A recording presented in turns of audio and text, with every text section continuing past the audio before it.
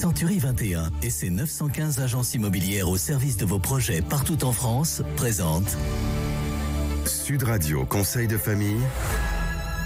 Bonsoir Stéphane Moller. Bonsoir Philippe Rossi. Vous êtes associé au sein du cabinet de gestion de patrimoine VIA et ce soir, nous mettons un terme à cette formidable saison de conseil de famille avant de nous retrouver à la rentrée prochaine évidemment. Stéphane, nous avons cette année abordé de multiples sujets sur conseil de famille. Sujets que vous pouvez retrouver sur le site web de conseil de famille ou alors sur sa chaîne YouTube. Nous avons traité de sujets de droit de la famille, des sujets immobiliers, des sujets relatifs aux placements financiers, aux cryptos actifs. Mais en synthèse, quels enseignements retenir de cette année? Alors cette année a été passionnante et riche d'enseignements. On a été interpellé, interrogé, challengé par tout type d'auditeurs, toujours bienveillants et toujours passionnés. Alors que faut-il en retenir? En premier lieu, évidemment, de toujours garder son bon sens. Oui, ce bon sens qui vous tient tant à cœur, Stéphane, mais plus précisément, comment garder notre bon sens? Eh bien, ça va vous paraître étrange, mais je demande toujours à mes clients de ne jamais me faire confiance. La confiance conduit à faire des choses que l'on ne maîtrise pas ou que l'on ne comprend pas.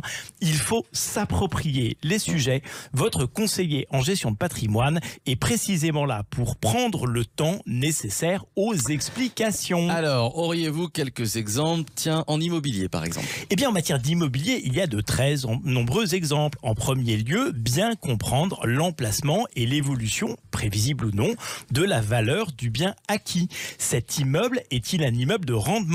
Est-il probable de réaliser des plus-values? Ce sont des critères d'achat qui sont différents. Si l'immeuble est soumis à bail commercial, comme par exemple pour une résidence de service, bien comprendre quel est le business model de votre exploitant.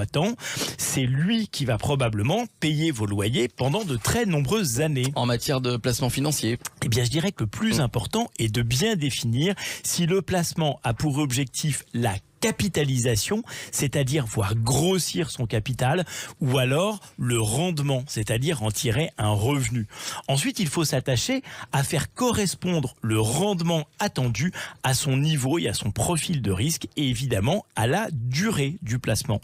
Et en dernier lieu, faire attention aux frais. Il n'est pas rare de voir toute la performance d'un produit de placement partir dans les frais de gestion. Il faudra donc privilégier les ETF. Et d'un point de vue du droit de la famille? Eh bien, comme pour le reste, bien définir ses objectifs. Pourquoi choisissez-vous de faire une SCI? Pourquoi avez-vous choisi de faire tel ou tel contrat de mariage? Pourquoi avez-vous choisi le Pacs en regard du mariage? Pourquoi avez-vous fait une donation entre époux au lieu d'un testament?